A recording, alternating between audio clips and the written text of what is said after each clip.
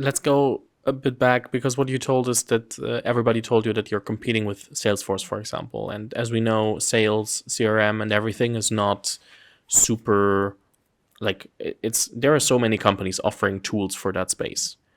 How did you define the option and opportunity that's in there, that you said, okay, there is more need for a different solution versus it's a winner takes all market and we should not compete with the giants? hmm By the way, I think that one of the things which so many people have gotten wrong is a principle: winner takes it all.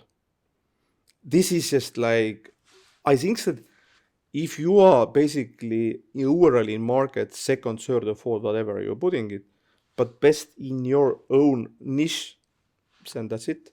And I have seen so many basically things getting wrong, and maybe the best example is my good friend Markus, who is a founder of Bolt, who is nowadays the fastest growing ride sharing platform in the world, I believe. He had to struggle first 4 or 5 years because of the same thing, because Uber was around. And people was like, literally investors was coming to me and saying, we like Markus, just tell me when he's building his next company. And I know investor who passed company when Bolt was like 20 million valuation and he invested in 1 billion valuation. So think about how expensive. And the biggest thing was exactly that Uber is here, no one would compete with this. And Bolt has been everywhere, almost second and third. More importantly, they are the margins and everything is much more healthy and they can be profitable every moment. But if we go back, I think that what we got right in Pipedrive in that moment was like we basically did few things different from Silicon Valley. Like first, that moment Silicon Valley was all leading, and also yes, we relocated to the US, but we immediately understood that there is US market, but there are so many other big markets actually. So we started to basically localize our product early on.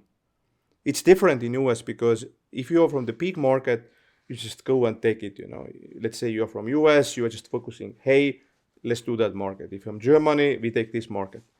But we was like, okay, we have English version, but we should add more. Okay, we had Estonian. Okay, that's indeed a little bit joke because there's no financial reason behind of that.